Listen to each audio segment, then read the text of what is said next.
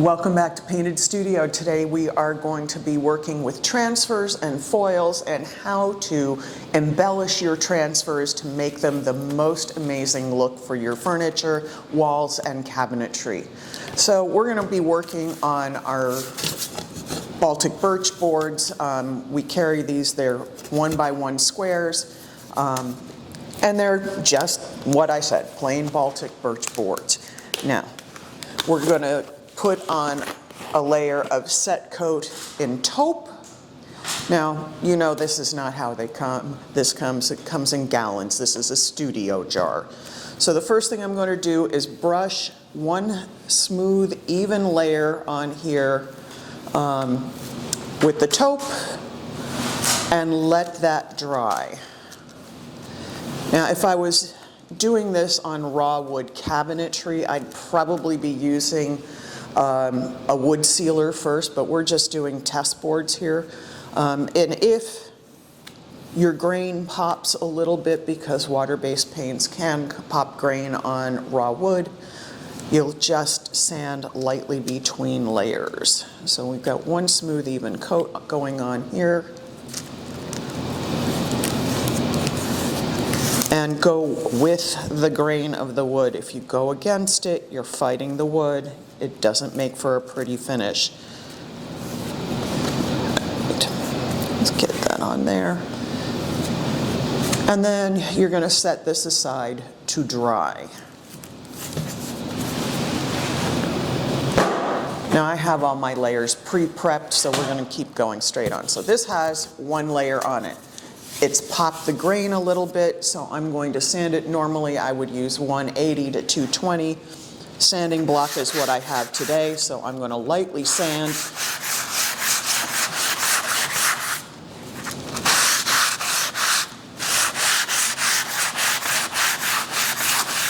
Sand with the grain, not against it.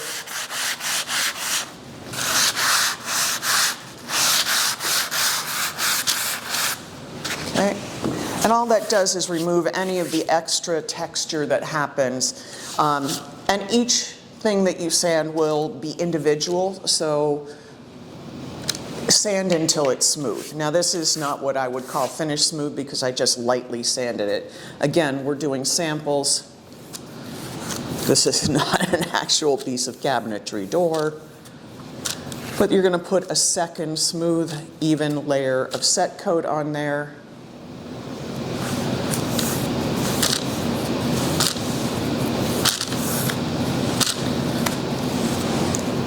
Now you can spray this, you can roll this, whatever you prefer.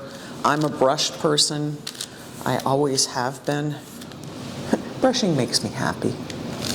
I like it because it forces me to get my hands on the piece and really become familiar with the details of it. And set coat levels really beautifully. It has an amazing self-leveling properties. So I can brush something and get a finish on things that makes it look airbrushed. So we have now got a board with 2 layers on it. All right, I'm going to move my paint out of my way before I do something dumb. I'm going to change the paper in front of me because I don't want wet for my next step. Here we go, 2 smooth, even layers. It's got a nice sheen to it. It has been sanded between layers and we had really well leveled. So the next thing we're going to do is apply transfers. Now this is one of ours by Redesign with Prima. It is called Botanical Rose. And all of these come with a burnishing stick, but if you don't get a burnishing stick, tongue depressor works just fine. So these are all cut generally to be able to fit drawers. I often cut these things apart. Let's get this open first. I cut them apart and kind of cannibalize them to work the way I want them to work. But if you look here, this is about the width of most drawers. And you can use them in any way you want.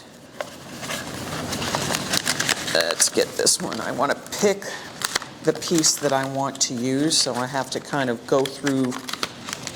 This transfer has 1, 2, 3 different bits. So as you can see, here's the top of a rose, and that's the one we're going to play with today. So I'm going to set that aside for now. And this almost fits the board, so I'll probably have to use some of the other two. So let me determine how I want to do this.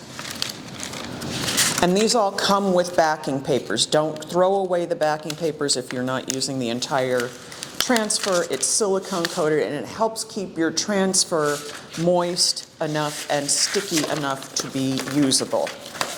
All right, so first thing I'm going to do, now this has a backing color. So this may be one of those that I can't really cannibalize the way I do other ones, because otherwise I don't get the whole effect. So let me, all right, we're going to cut it about here.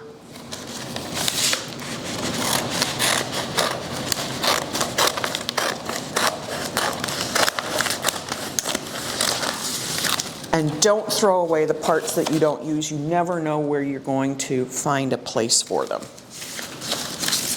I've had bits and pieces of transfers that I have kept and pulled them in for, I don't know, Christmas ornaments, all kinds of stuff. So as you can see, I'm not putting it all the way down to the bottom here.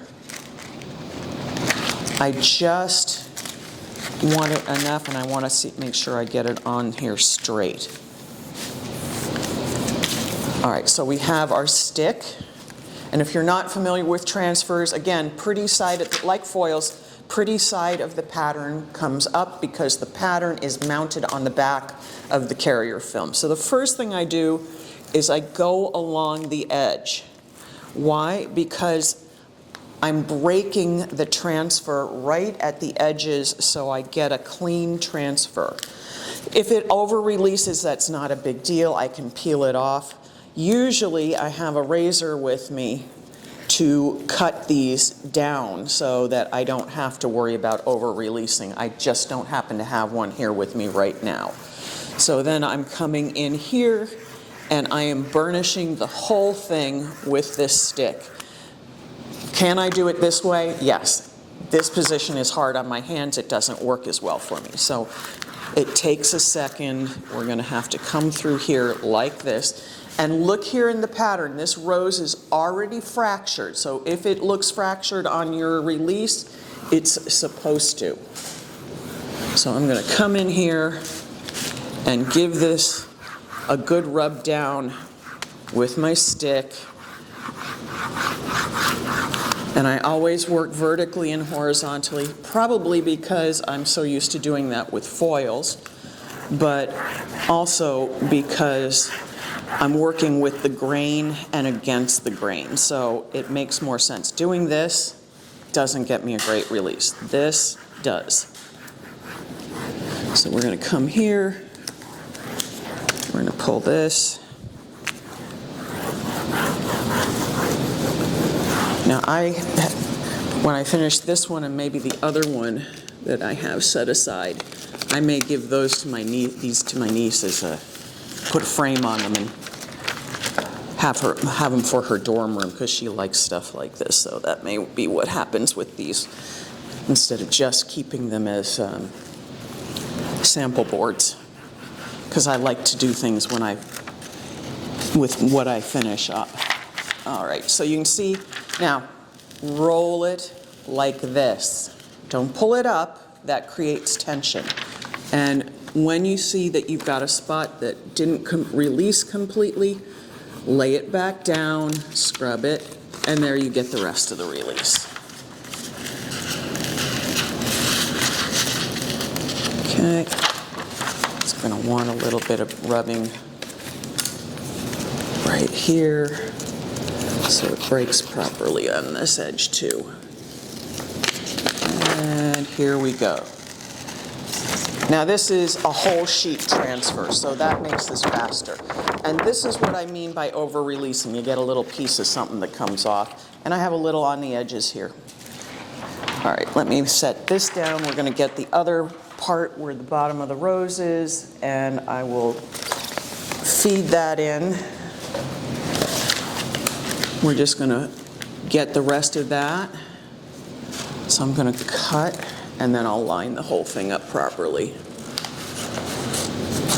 And I'm not cutting the whole thing.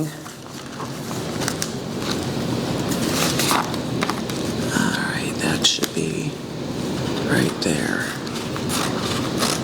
I'm just cutting a little bit of this out because I don't need the whole thing.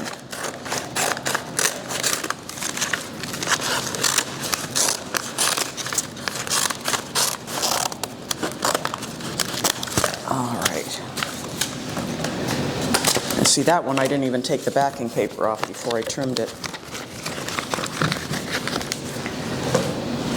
And I'll roll those back up and I will put them back in the canister and they will be good to use for another project. So I can see that I have a word that was placed here and I can find the edges of my petals and everything, so I just want to line it up nice and neatly as well as I can. There we go. So the rose is all lined up here. And again, I'm going to come around, get the edges so that they break nice and neatly, and we get a really easy release. Now some of these release easier than others. It depends on your surface. It depends on if it's chilly out. None of these things that we're working with today like to be cold. Anything sticky works better when it's warm. So if you're working in a space that's unheated and we're in cold weather, bring all this stuff in at least overnight and let it warm up.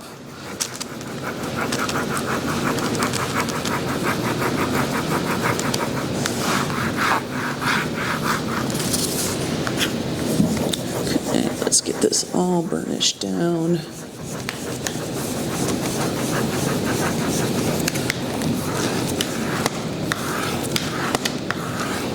Take your time with this burnishing. If you pull it up and it's not coming off, come back and rub some more. And as you can see, I'm kind of helping it with my hand a little. That's in case something starts to pop up. I can just press it down. All right, so now we have our entire pattern on here. Isn't that gorgeous? So the next thing we're going to do is seal it. The reason we're sealing this is because we're going to apply foil and foil adhesive on here. So if I don't seal it, there's a chance when I put the foil on that I might pull up the transfer. So I'm just going to use a coat of AquaGuard satin. No, once again, no, this is not the jar it comes in. This is one of my studio jars.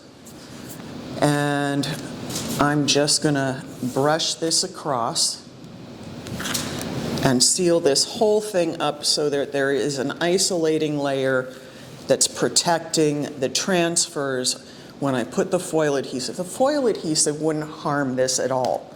The issue is if I rub foil over the foil adhesive, if I pull the foil off, could it pull off the transfer? And the answer is yes. Just because it's these are a soft adhesive. So I don't want to take a chance that I'm pulling off foil and ripping off the whole thing. I'm very much a belt and suspenders kind of person, so I want to protect what I'm working on. Okay, so now we're going to let this dry for a little bit, and we're going to come back and put foil adhesive on it. Okay, we're back. Our top coat has sealed on here. This was sealed with Faux Effects AquaGuard, which is a wonderful acrylic sealant. And we sealed it in satin, so you didn't get a whole lot of change in the surface.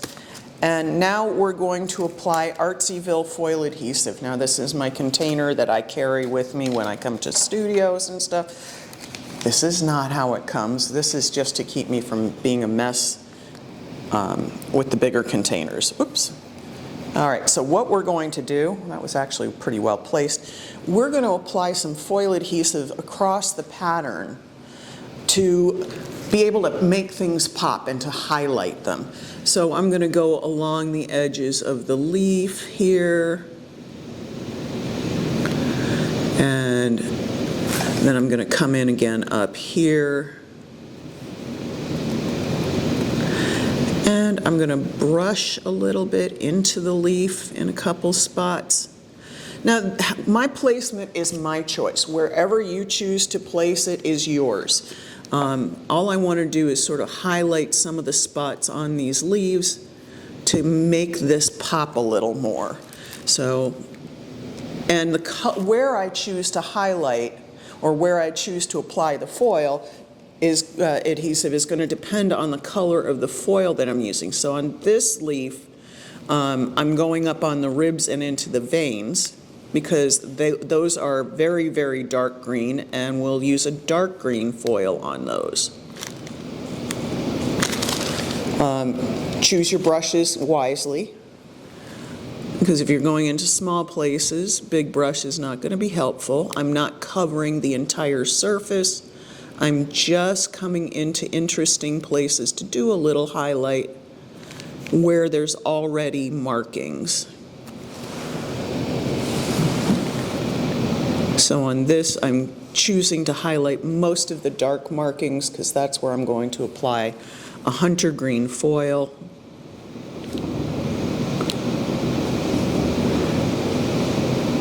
And this looks so pretty.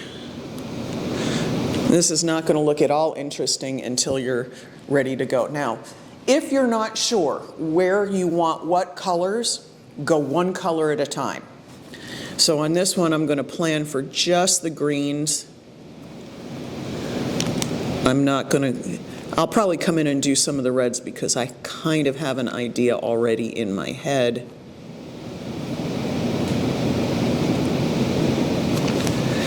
And then I'm going to come in here and do a little bit of the up here because there's dark green up here. And then I'm going to turn this around. I have a lot of dark green down here, so I'll play with that a little bit.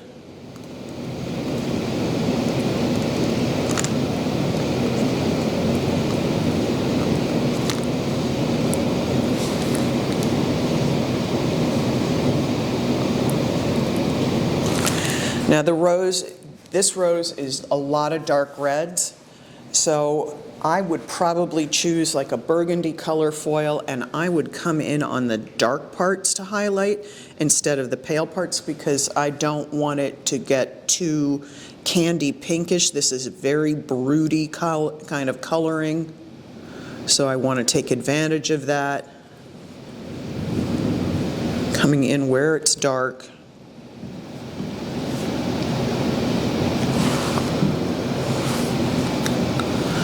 Come in a little over here on this rosebud that's got the dark green on it. And then I may even choose to highlight some of the lettering and stuff in golds or silvers just to kind of get it in there, because I think that would be interesting, because right now I'm just playing with the colors on the roses and the leaves. And I've only focused on two colors so far. We could highlight some of the lighter colors with a lighter green, like up here. I think we have a lentil green that would look really great coming out behind that leaf, and it would be appropriate because it's not a color we're flashing on the front.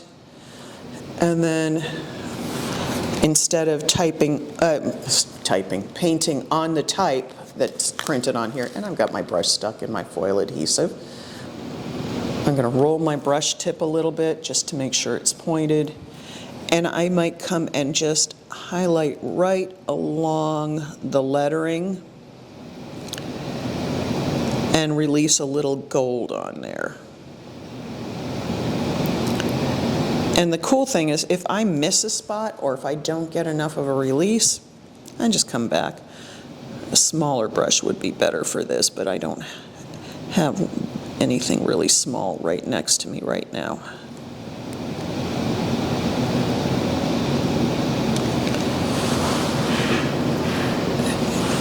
So I'm just going to do a little bit here and there.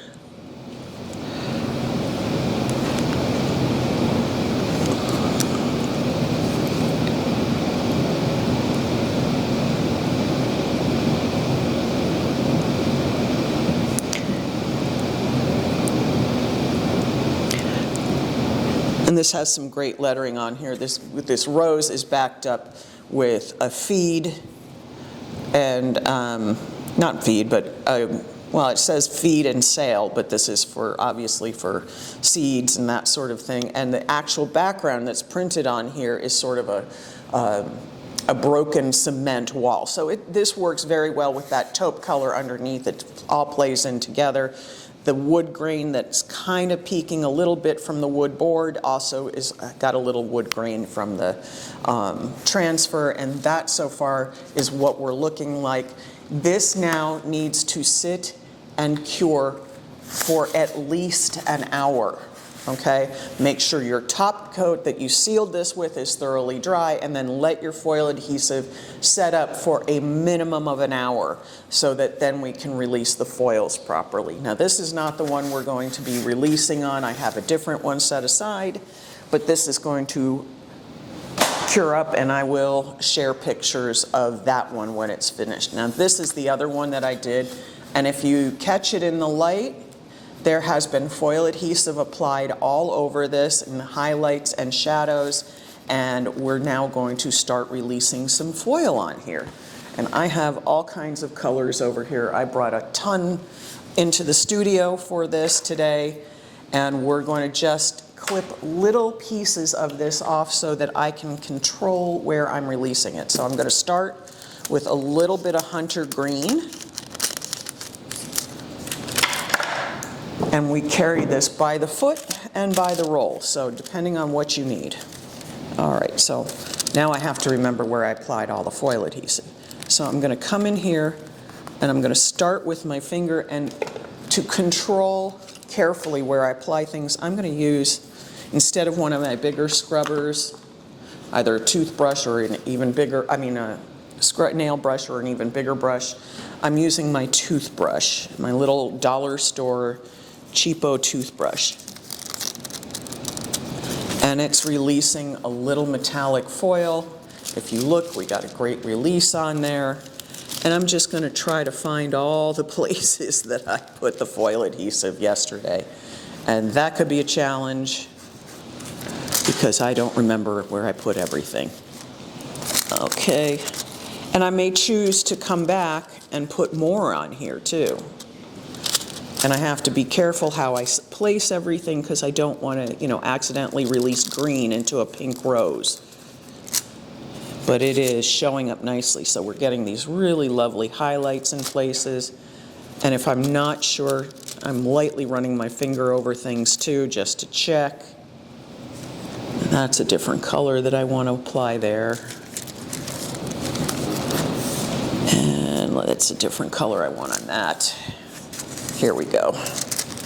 I knew I had a whole bunch down here.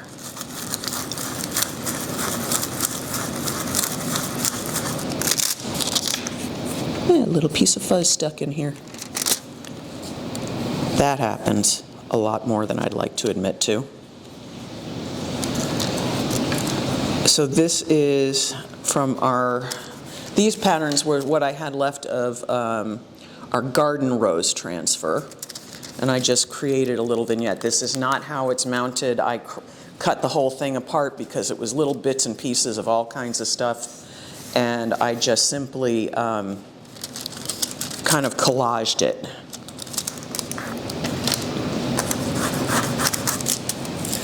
Okay, that's good. I think I have a little bit up in here. And I have a little more here. And I'm just touching lightly with my finger to see if I missed any spots. Okay, I didn't have anything there. That is a different green. Okay, so I'm going to take that little piece off of there, and we're going to go for our lentil green now. I have that to go in different places. So again, I'm just going to cut a little piece.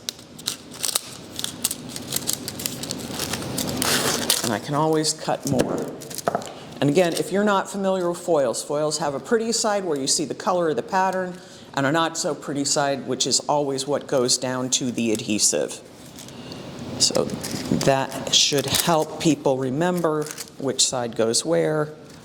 All right, and then we're just going to rub that lentil on. Now this is releasing so easily, I'm just doing it with my finger. I'm not even needing the toothbrush. If you're not having a good release, you're having problems with it, use a hairdryer. Foils like warm. And we're going to use a different color in here. Oh, that was supposed to be more where I put the hunter. I knew there was another spot that I was forgetting. Okay, got all that. Touching spots again, just to make sure. Now I didn't put a foil adhesive on everything here because I wasn't sure. I wanted to get my stuff released and then determine what else I wanted to put on here. So over here, I had planned for a little lentil. Again, we're just getting a nice bit of metallic shine on things.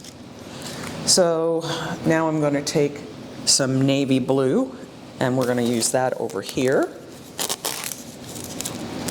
Where did I put my scissors? I'm trying to be smart and put all my foils back where I pulled them from so I can find them. Somehow I got organized today and put everything in color groups and all that stuff, which we all know is not what I'm normally good at doing. Normally I'm just sort of flying by the seat of my pants. Okay, you can see we're getting really nice release on here.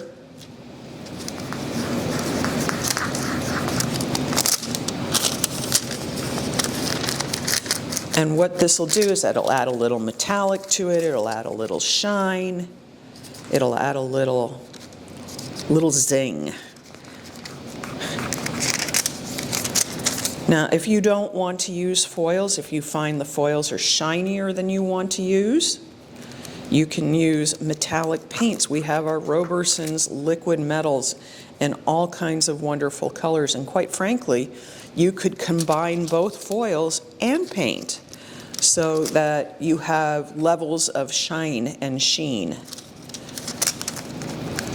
Because we have colors in foils that we don't have in the paints, but we have levels of glow that would be beautiful, varied. Okay, we're going to take this one, which is rich blue. Now this is not a fabric-friendly foil. If you're looking for foils that you can use on fabric as well as hard surfaces, when we have them on our website, tell you whether they are fabric-friendly or not. This happens to not be a fabric-friendly blue. Okay, let's come in here.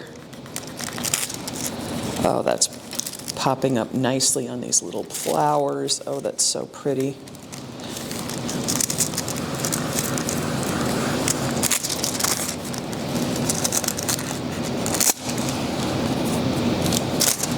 Okay, got that one over here. Again, I can't always remember where I put the foil adhesive, so I lightly touch. I don't press hard because that will dull the adhesive, and that's not what I want to have happen. Okay, let's see if I got all of that. Now I'm being careful because I know there's other foil adhesive near here, and I don't want to get blue on pink. So now you can start to see how those metallics really kind of pop. And let's see, I had another little, where's my peridot green? So I wanted to pop a little peridot green in here. Excuse me.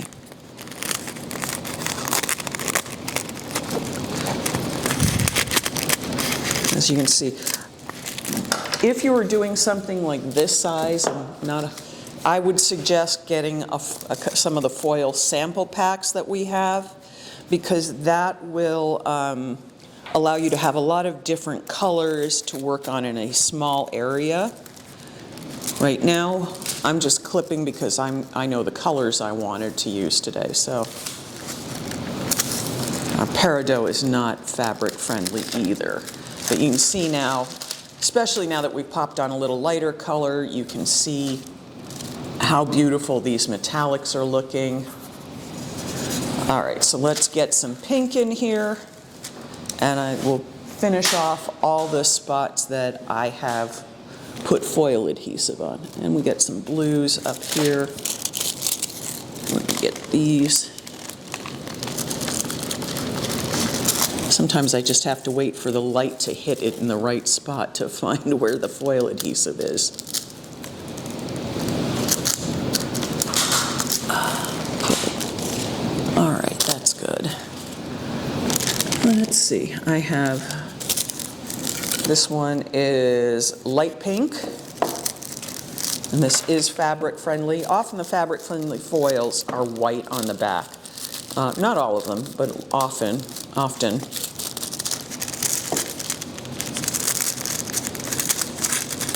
Okay, took a little piece of pink.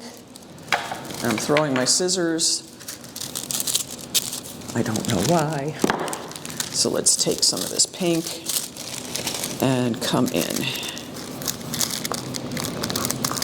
Whew, my fingers are now getting a little gummy from the foil adhesive.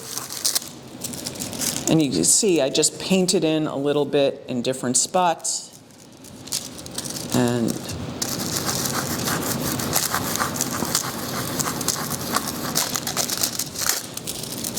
that's pretty on there. I knew I had bigger release spots down here.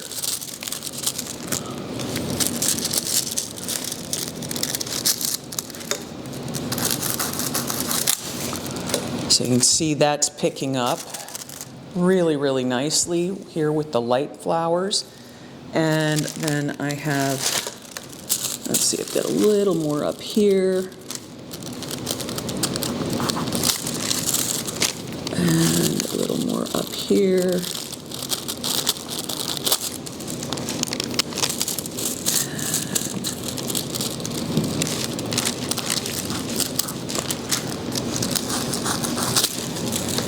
Okay, so I've got that, and then I have a deeper magenta color. Now that's not really the greatest color in here, but but it'll work for what we're doing today. I don't have really a pinky coral color in the foils, but that's all right. We'll make it work. So I'm going to come in here and get this area, because there's just a few spots that I put this on. And then there's one down here that I wanted to put it on. A little there, a little there. And look how pretty that is now. Let me take a look at this from the side, see if I missed anything, and I did. Catch a little bit over here. So you gotta check things, get in the light, move things around. All right, did I miss anything? Yep, I've got these little pink flowers over here.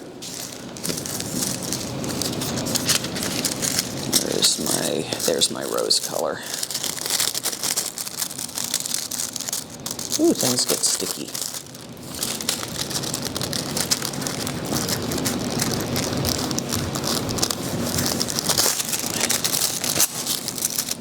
It's a little more.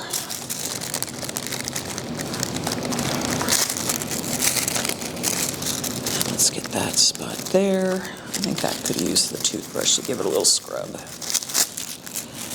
So just looking at this, the design, the difference in it being foiled and being not foiled is really big. So you can see just how pretty that is. I'm very, very pleased with this. I may do a little more just to pop in some more greens, but look at how that went from one-dimensional to two-dimensional.